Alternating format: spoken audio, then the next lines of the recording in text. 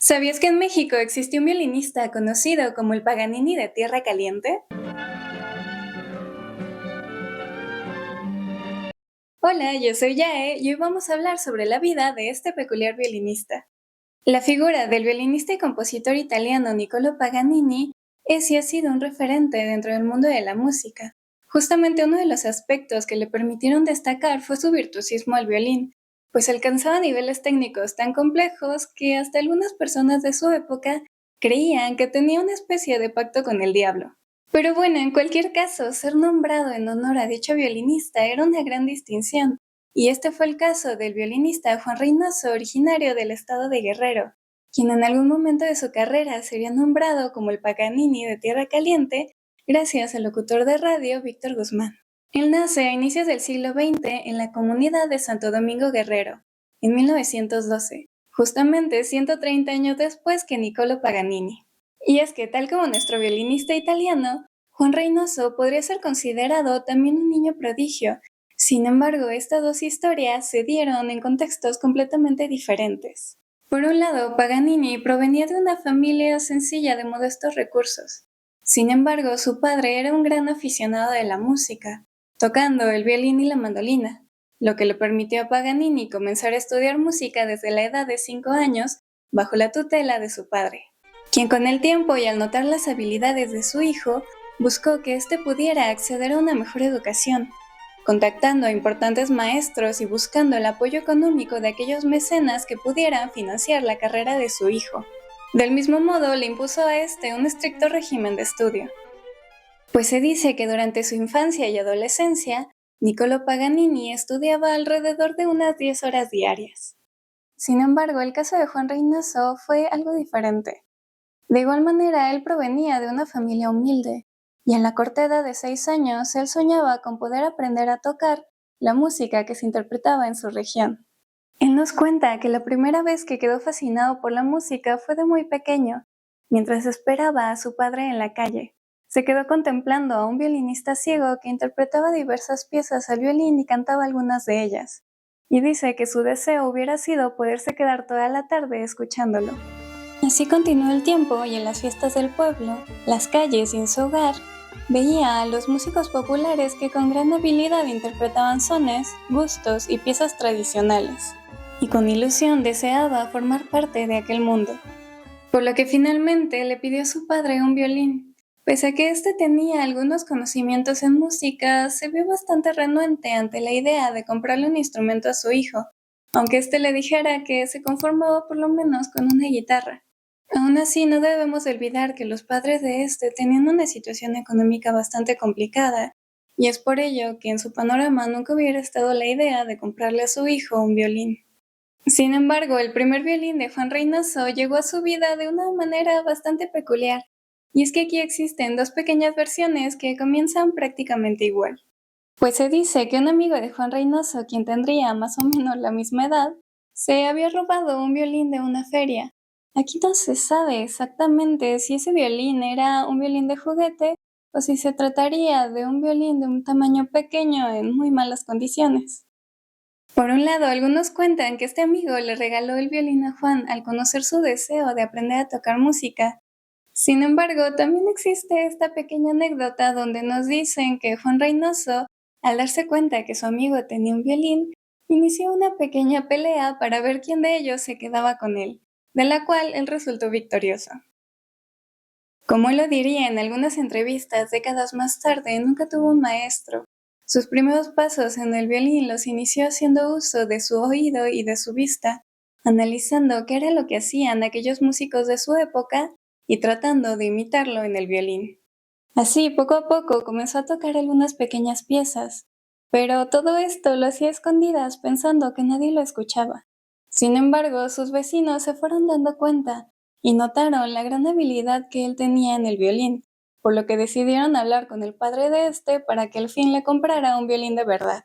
Y así como Paganini dio su primer concierto con tan solo 9 años, Juan Reynoso a la edad de 10 años ya era contratado para tocar en algunas fiestas del pueblo o eventos importantes de su región, cobrando cada vez más reconocimiento y ganando la preferencia del público, quienes siempre pedían que tocara Juan el Guache.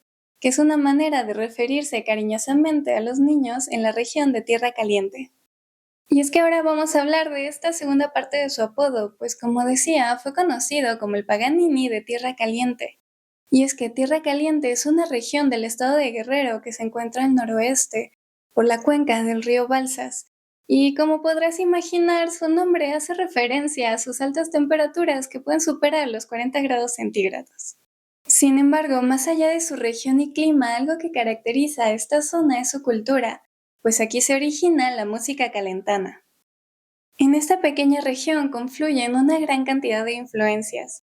Como decía en un inicio, teníamos a la música europea que estaba conformada por danzas, como podía ser el pasodoble, los minuets, las polcas y los valses. Asimismo, aquí se interpretaban boleros y danzones, y por supuesto la música originaria de Tierra Caliente, que eran los sones y gustos, los cuales se veían enriquecidos de ritmos sudamericanos. En algunas ocasiones también podríamos encontrar el contrabajo dentro de estas agrupaciones. Y en la región de Tierra Caliente que se encuentra en Michoacán, esta música se interpretaría igualmente con arpa y guitarra de golpe. Y claro que parte importante de esta música también es el baile, el cual se lleva a cabo sobre una tarima a modo de percusión. Pero retomando la infancia de Juan Reynoso, debemos de considerar que esta transcurrió en un momento bastante complejo para México, pues él nació poco después de iniciar la Revolución Mexicana y podremos decir que comenzó a trabajar como músico justamente a la culminación de esta.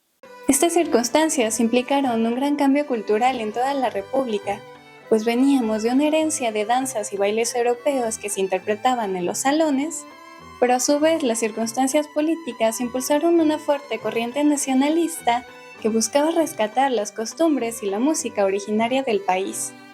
Así que el repertorio de los músicos calentanos era realmente amplio y este debía de adaptarse a las necesidades de su público.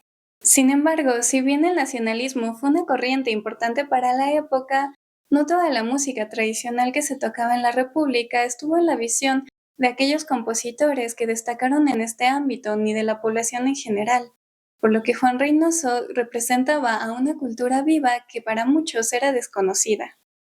Y si bien Juan Reynoso no tuvo un maestro como tal, sí estuvo rodeado de personas que le permitieron crecer en su carrera musical y que de una manera u otra le transmitieron aquellos conocimientos que tenían. Uno de los más importantes sería Isaías Salmerón, apodado como el Diablo de Tlapehuala, quien le llevó a conocer a la familia Tavira, de quienes aprendería aspectos muy importantes de la música calentana y con quienes seguiría desarrollando su oído. Pues claro, la educación dentro de la música tradicional se daba de una manera bastante distinta. Muchos de estos aspectos dependían directamente de la imitación y de aquello que fueras capaz de captar con tus sentidos, por lo que, como diría el propio Juan Reynoso, en este sentido, más valía estar ciego que sordo. La interpretación de Juan Reynoso se caracterizó por una vasta habilidad del violín, desde la velocidad de sus notas, la agilidad para tocar melodías en cuerdas dobles y la intensidad de sus interpretaciones. Sin embargo, una parte importante de su vida la dedicó a trabajar en otros oficios. De joven fue peluquero y por mucho tiempo se dedicó a la agricultura. Pero poco a poco se fueron ampliando sus posibilidades y de esta manera pudo dedicar más tiempo a su labor artística, presentándose en la radio donde justamente sería nombrado como el Paganini de Tierra Caliente y en 1973 sería llamado para difundir el folclore de Tierra Caliente por parte de la Universidad Autónoma de Guerrero. Todo esto lo llevaría a realizar diversas grabaciones, pues gran parte de lo que él tenía que decir a los demás provenía de su música, que era el ámbito en el que él mejor se desarrollaba, pues podía ser un poco tímido para las entrevistas. Y es que no solamente se dedicó a la interpretación del violín, también compuso algunas piezas dentro del estilo de la música calentana. Sin embargo, él en algunas entrevistas decía que él no componía, que en todo caso descomponía, pues siempre hacía un poco esta comparación entre los conocimientos que él había adquirido de manera lírica y los saberes que tenían aquellos músicos que habían podido estudiar de una manera formal, ya que lamentablemente en algunos casos podía verse menospreciado el valor de esta música tradicional. Sin embargo, Juan Reynoso dedicó su vida a difundir la música de su región. Todo este trabajo lo llevó a dar conciertos alrededor de la República Mexicana, y formó parte de la Fundación Dos Tradiciones, que buscaba promover la música calentana y apoyar el intercambio cultural a nivel internacional, relacionándose así con diversos músicos de Estados Unidos.